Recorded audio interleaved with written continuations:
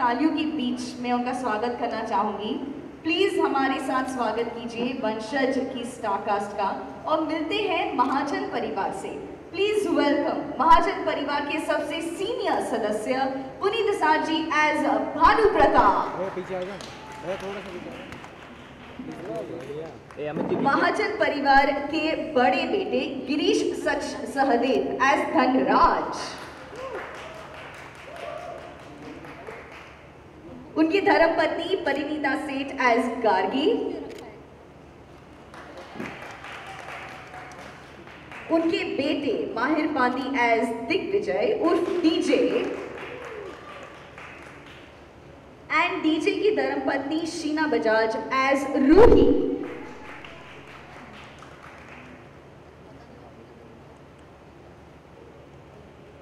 अ very good evening. हमारी इस power packed star cast का हम स्वागत करना चाहते हैं। वैसे कुछ सवाल हैं जो हम आपसे पूछेंगे और आई एम श्योर कि हमारी मीडिया के पास भी काफ़ी सारे सवाल हैं आपके किरदारों के बारे में और आपके विचारों के बारे में इस शो के लिए।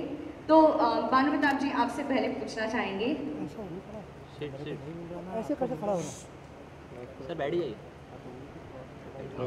The show Vanshaj is all about family dynamics. How do you think your character as the head of the Mahajan family contributes to this entire thing? Actually, I play the patriarch of the Mahajan family, and Bhanu Pratap Mahajan is a very strong, positive character. He carries the entire weight of the business empire on his shoulders. ये बहुत ही जमीन से जुड़ा हुआ व्यक्ति है। भानु प्रताप महाजन के लिए उसकी संस्कृति, उसकी सभ्यता बहुत ही जरूरी है और उसका अटूट मानना है कि Gita is just not a manual, it's not just a religious text, it's a manual to live your daily life, and he lives by the Gita and he swears by the Gita. Thank you. Now moving on to Mahir, who is DJ. आपसे पूछना चाहेंगे कि दिग्विजय का character आपके लिए firstly तो ये बहुत ही दमदार लग रहा है प्रोमोज में, फर्स्ट लुक में, तो आपके क्या विचार हैं डीजे को लेकर? डीजे दिग्विजय महाजन, पावर, डोमिनेंस, इनहेरिटेंस। कहते हैं ना किसी इंसान के आने से पहले उसका भौकाल आ जाता है या फिर बिना चीखे चिल्लाए अगर शोर मचाया जाए, वो डीजे है। उसको बताने की ज़रूरत नहीं है वो कौन। उसके आने से पहले इतने लोग आके खड़े हो जाएंगे कि नीचे सबको बता दो। That's the amount of power and you know the influence he holds. So हमारी स्टोरी डीजे की स्टोरी भी है। डीजे वो व्यक्ति है जिसने बचपन से एक ही सपना देखा है कि महाजन खानदान की सीईओ की कुर्सी पे पाया वो चला। सो इस वंश का अगला वंशज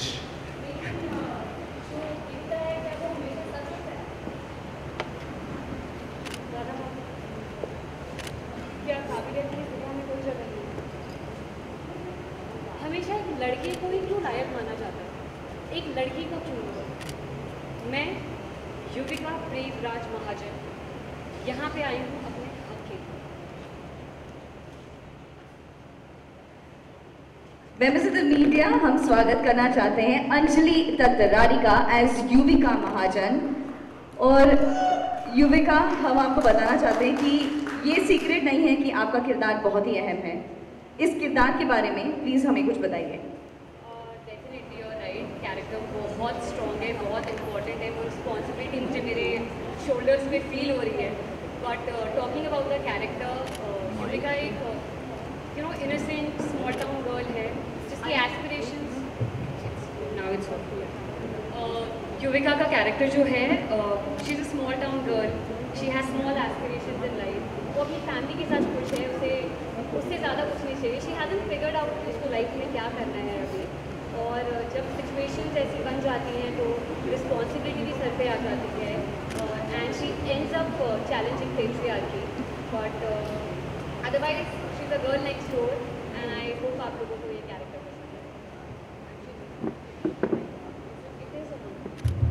चेंज कर दीजिए। So much better. तो बट ये जो जर्नी है मेरी, डेफिनेटली मेरी मम्मी के बिना इनकम्प्लीट है। तो मैं अपनी मॉम को स्टेज पे बुलाना चाहूँगी, भूमि महाजन। Ladies and gentlemen, presenting to you Gurdeep Kohli as Bhumi. Welcome. Can I please request you to tell us a little bit about your character? So we are here for one shot. Ma'am this side थोड़ा सा centre में, थोड़ा सा centre में, थोड़ा सा पास हो जाइए इस साइड। अच्छा, नागर्स और महाजन मिल गए, आप लोगों ने मिला दिया हमें। हाँ, तो यही है हमारी कहानी। We are here for one शच।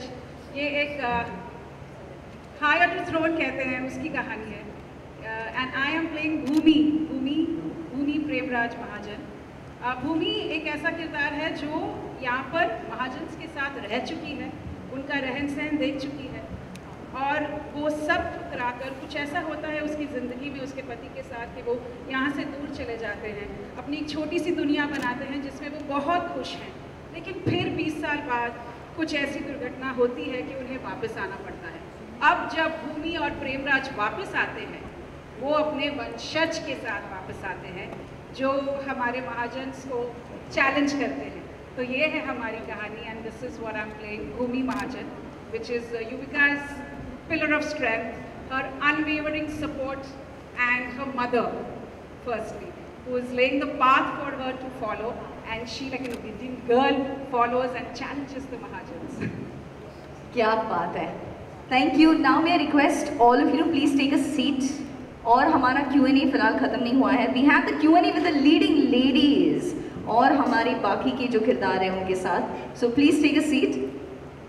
हम इंतज़ार बिल्कुल नहीं कर सकते, लेकिन 12 जून तक इंतज़ार करना है। अभी as of now ladies and gentleman, किसी भी शो को टेलीविज़न तक लाने के लिए बहुत ही एक लंबा सफ़र तय करना होता है। वैसे ही वंशज को यहाँ तक लाने के लिए कई क्रिएटिव माइंड्स हैं जिन्होंने जुड़कर आज ये सफ़र तय किया है।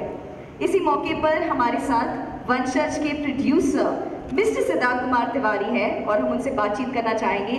Please join me in welcoming mister Siddharth Kumar Tiwari.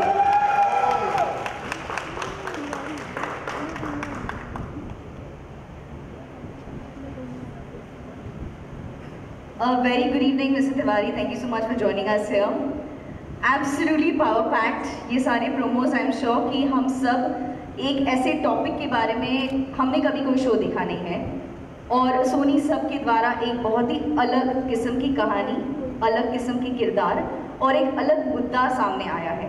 What are your thoughts on this?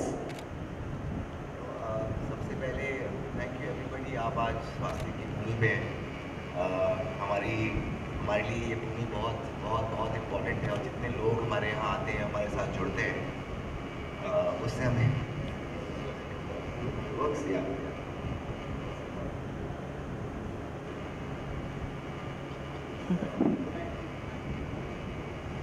तो अगेन आई स्टार्ट अगेन। हाँ, अभी ये ठीक है। तो सबसे पहले थैंक यू एवरीबॉडी, आप सब यहाँ आए स्वास्थ्य भूमि में।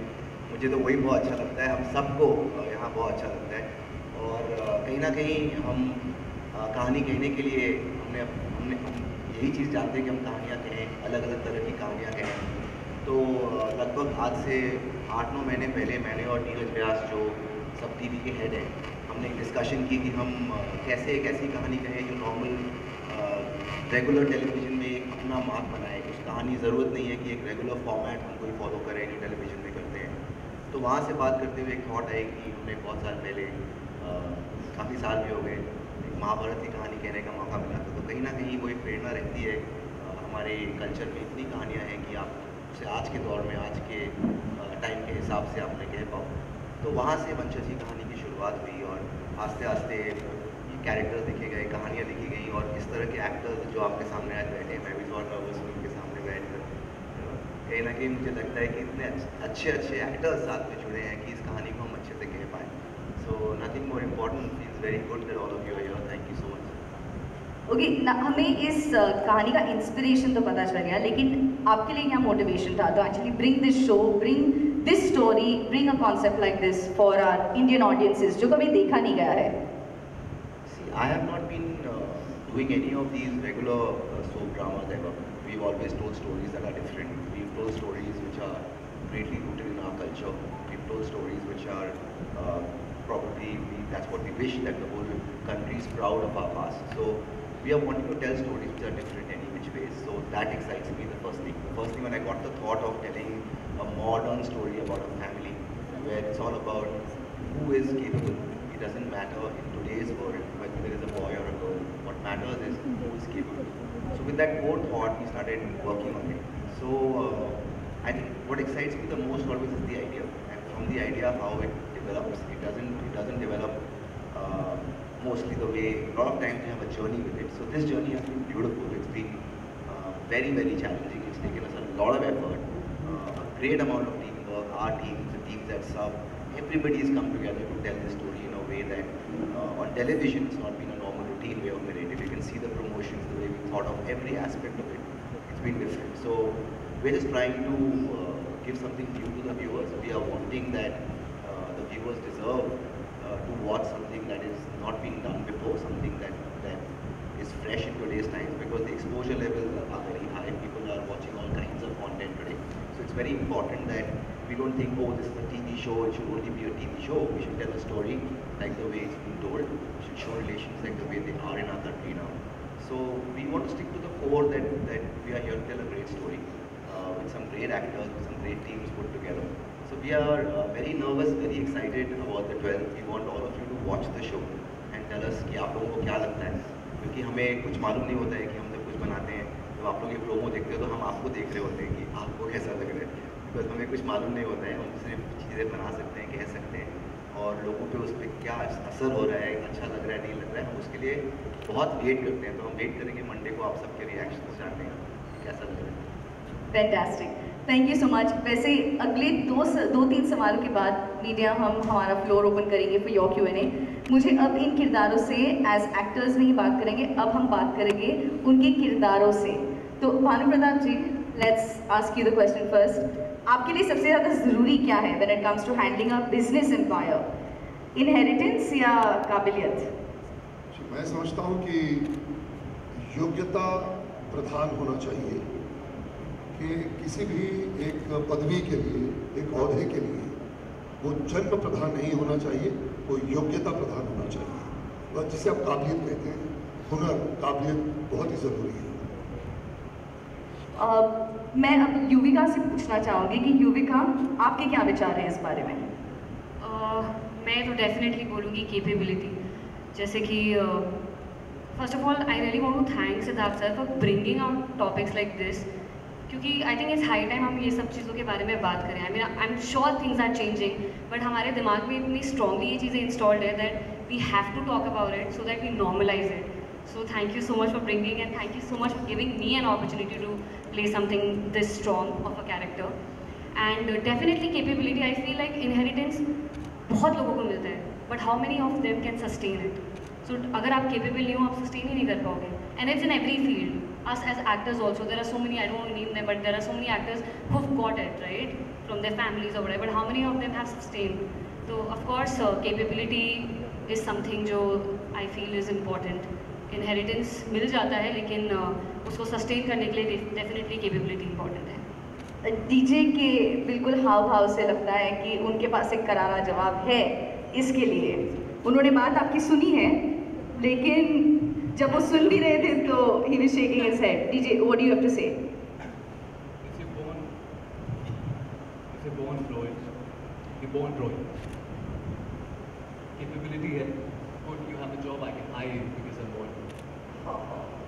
आई थिंक लेकिन हार्डशिप्स के साथ जब किसी के पास वो हार्डशिप्स होती है ना, उसके बाद उसे अगर वो चीज़ मिलती है, उसकी इज्जत अलग होती है, उसकी वैल्यू अलग होती है. जिसको मिलता है ऑलरेडी मिला होता है, उसको उसकी चीज़ की वैल्यू नहीं होती है. आपकी हार्डशिप्स आती हैं, फिर आपके सपने आते हैं, फिर हमारी आम जिंदगी आती है, फिर हमारी हार्डशिप्स. तो आपको हम हायर करते हैं ताकि आप अपने सपने वाली कैपेबिलिटीज़ को हैंडल करें और हम अपने आप से अपने सपनों को पहुँचे. एक्चुअली हायर आप करें या ना करें, अगर एक लड़के और एक लड़की को इक्वल अपॉर्चुनिटी मिल जाए ना, तो लड़की भी किल कर देगी. So it's about opportunity, it's about not about the gender, it's not about inheritance, it's about opportunity. दोनों जेंडर्स को अगर इक्वल मिल जाए ना, आजकल ऐसा कौन सा फील्ड है जिसमें लड़कियाँ नहीं है, बताइए आप. Almost all the field we will find a woman acing it. So yes, follow करती हूँ. और मुझे ऐसा लगा कि आप किरदार नहीं बल्कि आप तो अपनी बात कह रहे हैं, क्योंकि आपकी भी थॉट वैसे ही हैं जो मैं वीडियोस में देखती हूँ और सुनती हूँ। तो एक ऐसा किरदार जिसमें आपके खुद के विचार इतने ज़्यादा शामिल होते हैं, तो एक कलाकार के लिए उसे निभाना कितना सहज हो जाता है या इसमें कुछ दिक्कत भी है? नहीं जी, बिल्कुल। मेरे लिए ये जो कैरेक्टर निभाना बहुत ही आसान है, बिकॉज मैं उन वैल्यूज़ को जी रहा हूँ, तो जीता आया हूँ। तो मुझे लगता है तो एक्सटेंशन है कि पुनीत निस्सर जो है वो परोक्ष में चला गया है, वो प्रत्यक्ष में भानु प्रताप आ गया है।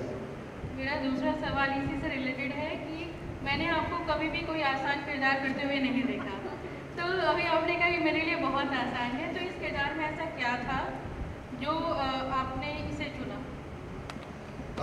जब मुझे सिद्धार्थ ने हमारी मीटिंग हुई और मुझे उन्होंने सुनाया, तो मुझे क्या कि देखिए सबसे खूबसूरत बात जो वंशज की हमारे शो की है, एक आइडेंटिफिकेशन है। हर घर में आपको एक भानु प्रताप मिलेगा, एक दिग्विजय मिलेगा, एक आपको युविका मिलेगी, एक आपको गार्गी मिलेगी, एक धनराज मिलेंगे, एक भूमि होगी।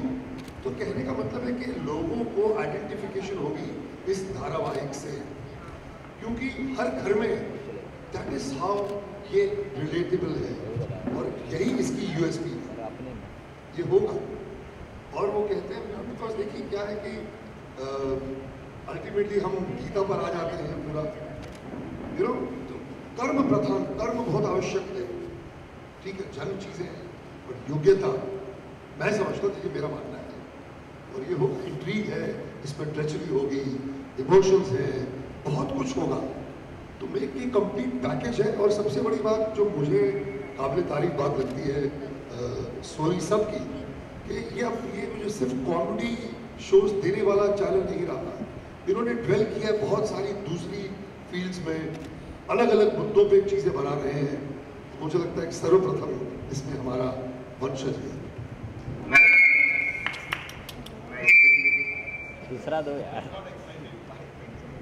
मैं इस पर कुछ ऐड करना चाह रहा था। सबसे पहली बात पुनीत सर के साथ में, जैसा आपने कहा ना कि सर ने कहा कि इनके लिए बहुत नॉर्मल है, तो जब वंशज की हमने स्टार्टिंग में बात स्टार्ट की कि ऐसी एक कहानी कहते हैं, तो सबसे पहले मैंने सर को दिसंबर या जनवरी में हम लोग मिले थे, तो मैंने कहा सर एक रोल है जो बिल्कुल आपके लिए ही है, वो आप ही कर सकते हैं, आपके अलावा ये कोई कर नहीं सकता। और मैं आपसे ये पूछने वाली थी कि जैसे ये किरदार आया होगा तो आपके माइंड में सबसे पहले सर का ही नाम आया होगा? तो इससे पहले कि हमने कहानियाँ, इससे पहले कि हमने एपिसोड सारे लिखे भी नहीं थे, उससे पहले जब हम कैरेक्टर ही डेवलप कर रहे थे और कहानियाँ ही लिख रहे थे, उस टाइम पे मैंने सर को बोल दिया था कि ये रोल है, आप क्या कर रहे हैं, बहुत 2-4 महीने हैं अभी, आप ये रोल आप प्लीज़ हमारे साथ करिए। तो उन्होंने पूछा क्या है, तो मैंने इनको ब्रॉडली बताया कि ऐसा ऐसा एक किरदार है, इस तरह से है। तो उन्होंने बोला हाँ मैं करूँगा।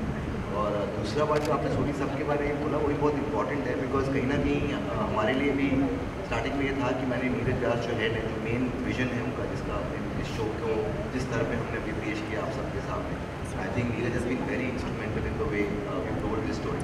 तो मैंने उनसे यही पूछा था कि मैं इसको इस तरीके से कहूँगा, is that okay for Soni साहब? And he said the brand needs to evolve, the brand needs to change with the time. So I think it's a great deal for Sub for changing and with a story like this, so it's a great opportunity. Change की ज़रूरत क्यों महसूस होती है? क्योंकि अगर सोनी सब की बात करते हैं तो इकलौता ऐसा चैनल है जो बहुत ही शानदार और बहुत ही कॉमेडी यहाँ देखने को मिलती है, तो उसमें थोड़ा सा सीरियसनेस और जैसे यथार्थ इन चीज़ों को जो भी इसमें दिखाई देता है, उसे एक्सेप्ट कर रहे हैं। मैम देखिए, आप बिल्कुल, मुझे लगता है कि अगर आप बदलाव को एक्सेप्ट नहीं करेंगी तो बहुत ज़रूरी है कि आप समय के साथ ऑडियंसेस के टेस्ट एंड प्रेफरेंसेस के साथ अपने आप को बदलें। ये एक एंटरटेनमेंट चैनल है जिनका हर एक स्टेप के पीछे उनके अपने अपने रीजंस होते हैं कि वो क्यों बदलना चाहते हैं। तो मुझे लगता है हर इंसान बदलता है, हम सब बदलते हैं, तो चैनल वो सेम क्यों रहे। तो उनके पीछे उनकी सोच होगी डेफिनेटली कि वो क्यों बदलना चाहते हैं। पर मुझे लगता है कि एक इस तरह की कहानी पेश करने के का मतलब ये नहीं है कि हम एक सिंपल स्क्रीन कॉमेडी से सिर्फ ऐसी चीज़ें दिखाएंगे जो नॉर्मली देख नहीं सकते हम टीवी। और I am sure this story is not going to feel that. So इसमें बिल्कुल ही एक फैमिली ड्रामा है, इसमें वो इमोशंस हैं जो हर घर में रेलेवेंट हैं, और इसमें ऐसा नहीं है कि इसमें सिर्फ ड्रामा ही होगा और कॉमेडी नहीं होगी। आई थिंक वन और द अदर नहीं होता है ज़िंदगी में, दिस एंड दैट दोनों होते हैं, तो इसमें दोनों चीज़ें होती हैं। तो आई थिंक बदलाव हमेशा वेलकम करना चाहिए, change is always for the good, so I think we should always be open to change and we should at least try. Anjali, एक सवाल आपसे भी है, फिर मैं किसी को माइक देती हूँ। अंजलि, आपके लिए ये कितना इम्पोर्टेंट है, क्योंकि अब तक जो आपने किरदार किए हैं वो बिल्कुल अलग तरह के थे और ये बहुत ही स्ट्रॉन्ग कैरेक्टर है, तो कितना टफ रहा, कितना क्या देखते हो आप इस कैरेक्टर को लेकर? ऑनेस्टली ये इतना डिफरेंट नहीं है। I mean I have always chosen shows, मैंने हमेशा ऐसे शोज़ ही चूज़ किए हैं जो एक मैसेज इम्पार्ट करे ऑडियंस को। जैसे मेरा पहला शो भी अगर मैं बात करूँ तो इट वॉज अबाउट कि love can happen at any age, so वो भी एक मैसेज था जो ऑडियंस को मिला था। सेकेंड वॉज माई सिटकॉम, लेकिन इस शो की मैं बात करूँ, again it's a very progressive show जहाँ पे एक मैसेज इम्पार्ट कर रहे हैं हम लोग। ये कैरेक्टर ऑनेस्टली मेरे लिए is not very difficult to play, because Anjali can relate to it a lot. जैसे युविका की भी लाइफ में ऐसी चीज़ें हुई हैं, ऐसी सिचुएशंस आती हैं जहाँ पे वो with situation with time mature होती है, and so has happened for Anjali also. Like something happened and then she had to mature, उसको रिस्पॉन्सिबिलिटी लेनी पड़ी थी। So this is quite relatable for me, but you are right, this character is very very very strong. और मैं जैसे बोल रही थी, वो रिस्पॉन्सिबिलिटी मुझे मेरे शोल्डर्स पे फील हो रही है। इट्स अ ब्यूटीफुल कैरेक्टर और इसके सारे शेड्स आपको विद टाइम दिखेंगे। हाउ एक इमेच्योर जो अभी तक अपनी चीज़ें लाइफ में समझ नहीं पाई है उसे क्या करना है, you will see her growing, you will see her maturing in throughout the stages. So काफ़ी अच्छा कैरेक्टर ना, I really hope you guys like it. Hello, मैं सरोज दुलिया हूँ, नवभारत टाइम्स से। तो मैं ये क्वेश्चन था मेरा कि अभी जैसे OTT आ गया है और बहुत बड़ा प्लेटफॉर्म इस समय बन चुका है वो, और उसमें जितनी भी वेब सीरीज आ रही हैं बहुत ही रियलिटी पे बेस होती हैं, जो 6-7 एपिसोड बाद वो ख़त्म भी हो जाती हैं।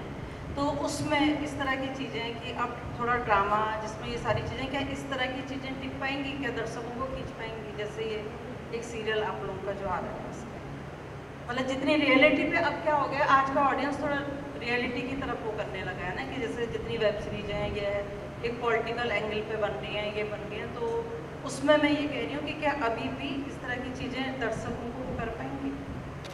देखिए, मुझे लगता है कि जैसे मैंने अभी थोड़ी देर पहले कहा, किसी को मालूम नहीं है कि क्या चीज़ यहाँ पर आप कोई चीज़ क्रिएट करते हैं क्योंकि आप उसमें बिलीव करते हैं, आप इसलिए नहीं क्रिएट करते कि उसे पसंद आएगा क्यों। अगर आप दूसरों को गेस करके अपनी कहानियाँ कहेंगे तो हमेशा ये द्वंद्व आपके दिमाग में रहेगा कि इसका होने क्या वाला है। मुझे लगता है, मैं वैसे सोचता ही नहीं हूँ, मुझे लगता है कि एट द कोर हम यहाँ आए हैं कहानी कहने के लिए, हम उस कहानी को बहुत अच्छे से कहेंगे तो लोग हमको देखेंगे। और जहाँ तक OTT में या अलग अलग, क्योंकि हमारे इसी रूम में इतने अलग अलग तरह के लोग बैठे हैं, ज़रूरी नहीं है कि सबको एक ही तरह का खाना मिले, सब तरह का खाना बनेगा तो और लोग खा सकते हैं। सो ऐसा नहीं कि लोग खाना खाना बंद कर देंगे। सो एट द सेम टाइम सबके लिए ना एक ऑडियंस बहुत बड़ा है अभी भी, जो बिकॉज अगर ऑडियंस नहीं होगी तो हम यहाँ नहीं बैठे होंगे। हाँ, मतलब जो इस तरह की अभी भी उसकी पसंद है ना, एक चॉइस है। मुझे लगता है कि ऑडियंस OTT जो आपने कहा, OTT में बहुत कुछ हम देखते आए हैं। मैं वैसे सिद्धार्थ की बात पे ही उनका समर्थन कर रहा हूँ, बट बशर्ते खाना अच्छा पकना चाहिए। जो खाना है, जो चीज़ बनाते हैं, OTT में भी बहुत चीज़ें देखते हैं वो आई गई हो जाती हैं। अगर आप चीज़ अच्छी बनाएंगे, आपका खाना अच्छा होगा, तो यादगार होगा, लोग उसे ज़रूर देखेंगे, उसे ज़रूर खाएंगे। बिल्कुल ना मैम, बिकॉज बहुत इंपॉर्टेंट है कि हम कभी ये ना भूलें कि हमारा कोर पर्पस क्या है कहानी कहने का। और मैं अपने स्वास्थ्य के पॉइंट ऑफ व्यू से कह रहा हूँ, हमने हमेशा जो कहानियाँ कही हैं वो यही सोच के कही है कि ये कहानी हम क्यों कह रहे हैं, इसके पीछे हम कहना क्या चाह रहे हैं। ये सब चीज़ें मैं एकदम स्टार्टिंग में ही हम लोग करते हैं, और उसके बाद मीडियम के हिसाब से, बिकॉज हर मीडियम की एक ऑडियंस है, आज अलग अलग चीज़ों की अलग अलग एक ऑडियंस है। तो मुझे लगता है, जैसा मुझे नहीं मालूम कि ये कल OTT vis-a-vis TV vis-a-vis film, I feel they're all different mediums, they will coexist, there is a viewer for everybody, and it's a, जिस तरह से आप कंटेंट को कंज्यूम करेंगे वो अलग फॉर्मेट हो सकता है। टेक्नोलॉजी इवॉल्व कर रही है, आज आप ये सेम शो सोनी लिव पे भी शायद देख पाएंगे, जो श्योर देख पाएंगे। तो अब आपके ऊपर है कि आप कहाँ से ये कहानी देखना चाहें। कहानी आपको अच्छी लगेगी, किरदार अच्छे लगेंगे तो आप देखेंगे, आप ये नहीं सोचेंगे कि ओ ये ऐसा होगा तो ही मैं देखूँगा। आई think it's a very you just tell a good story that will be viewers for it always.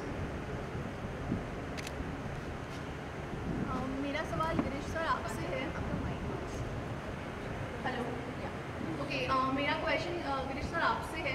वैसे तो प्रोमो देखकर स्टोरी काफ़ी कुछ समझ में आई है, लेकिन आपसे सुनना चाहेंगे कि ऑडियंस को क्या कुछ सीखने को मिलने वाला है इस शो से। हमने बचपन में सबने रामायण देखी है, उस रामायण को मैं दोबारा देखा और इस एज में मुझे उसका एक एक अर्थ, एक एक शब्द का अर्थ समझ में आया। जिस तरह का ढर्रा एक मानव के लिए, इंसान के लिए, इस धरती पे रहने के लिए, जिस तरह के आदर्श, जिस तरह की लकीरें खींची गई हैं, अच्छे बुरे के बीच की पहचान, उसको समझने में ये शो और इसके अंदर होने वाली जो स्क्रीन प्ले है, जो इसका पटकथा संवाद है, जिस तरीके से लिखे गए, वो यही सोचकर लिखे गए हैं कि एक परिवार में बैठ के एक चाहे 5 साल का बच्चा इसे देख रहा है या एक कोई वृद्ध 80 साल के 75 साल के से देख रहे हैं, वो इससे रिलेट हो और जीवन किस तरीके से जीना है, किसको कितनी रिस्पेक्ट। जैसे मैंने बड़ी ही प्यारी बात एक अभी सीखी अपने पिछले दिनों कि अगर तुम्हें सक्सेस की तरफ बढ़ना है तो अपने आसपास जितनी भी आपकी बेटी, माँ, पत्नी है ना, जितनी फीमेल्स आपके आसपास होती हैं उनको बहुत खुश रखना चाहिए। अगर वो खुश रहती हैं तो आप सफलता की ओर बढ़ते हैं। ये एक चीज़ है। तो इस तरह की चीज़ें कहने की कोशिश, बुरा करोगे तो उसका क्या फल होगा और अच्छा करोगे तो उसका क्या आपके जीवन पर प्रभाव पड़ेगा। मुझे ऐसा लगता है कि सकारात्मक और नकारात्मक पहलुओं का जीवन पर क्या प्रभाव होता है वो दिखाने का प्रयास मुझे लगता है इस शो के जरिए किया गया। My inspiration for this show, I took it as a character. Mahabharat नहीं होती अगर शकुनी अपने पास ही नहीं देखती। So वही मेरा कैरेक्टर है कुछ। So it's very interesting. And yes, second most was Swastik and Sony Sab. So that's why I'm here and I'm glad. I'm looking forward for this trip. Fantastic. My next question is to Sheena Bajaj. This is the theme of inheritance versus capability and its impact on a family dynasty. So what are your thoughts about this? I mean, it's all about power versus capability. So it's going to be challenging and intriguing to watch this show. It's always going to keep the audience glued. And it's Sony Sub and they have stepped out of their zone and now they're in a very different zone now, and it's like they're making such amazing shows which you must watch. So I am very excited to be on this show and to work with Swastik, and like, you know, Rahul sir and Siddharth sir are visionaries, and this show is so different. You can see how elegant, classy, dynamic and spectacular the show looks. So one of the reasons to be a part of this show is Swastik. So yeah. Okay, my next question is to Girish Sardev ji. So maybe request the mic to be passed to him. अच्छा, ये show जो है ये बहुत ही complex family issues जैसे कि loyalty, betrayal और जो पावर की स्ट्रगल्स हैं उनके बारे में डील करता है। तो आपके किरदार ने ये चैलेंजेस कैसे नेविगेट किए हैं इस शो में? सबसे पहले हिमांशी और सभा में उपस्थित सभी पत्रकारों, मेरे मित्रगणों को मेरा नमस्कार, हमारी टीम की तरफ से नमस्कार, स्वास्तिक प्रोडक्शंस की तरफ से नमस्कार, सोनी सब की तरफ से नमस्कार। जज्बात जो हैं वो यूनिवर्सल होते हैं। कोई देश हो, कोई शहर हो, कोई गली हो, कोई घर हो, हर घर के जो जज्बात हैं वो अछूते नहीं होते। सबके एक ही तरह के जज्बात होते हैं। किसी को औलाद का मोह होता है, किसी को भाई से प्रेम, किसी को बहन से, किसी को माँ से, किसी को बाप से। तो इसके अंदर जितने भी अध्याय या चैप्टर जिसे हम कहते हैं वो अछूते नहीं हैं। हर घर में कहीं ना कहीं उसका अंश, उसका जो इन्फ्लुएंस है वो हर घर में है। तो मुझे लगता है कि रिलेटिविटी ज़रूर आएगी वहाँ से। और मुझे, मेरा पर्सनली ऐसा मानना है कि हमारे जीवन में जो भी होता है पैदा होने से लेकर हमारे आखिरी लम्हे तक, वो सभी महाग्रंथों में पहले ही लिख के जा चुके हैं। कोई भी ऐसा चैप्टर, कोई ऐसा अध्याय नहीं है जो महाभारत में या और किसी महाग्रंथ में ना लिखा गया हो। तो वो रिलेटिविटी वहीं से आती है और उन्हीं के बीच में ये ताना बाना है जज्बातों का, कहीं जीत का, कहीं हार का, कहीं प्यार का, कहीं आंसुओं का, कहीं खुशी का। मेरे किरदार की जहाँ तक बात आती है तो ये किरदार जहाँ मैं देखता हूँ इसे, इसके इतने शेड्स हैं। हर इंसान पूरी तरीके से रावण नहीं होता, पूरे तरीके से राम नहीं होता। डिग्रीज क्या होती हैं इमोशंस की, उसके हिसाब से आदमी अलग अलग लाइफ में बिहेव करता है। कभी उसे गुस्सा आता है, कभी वो प्यार करता है, कभी वो जज्बाती हो जाता है।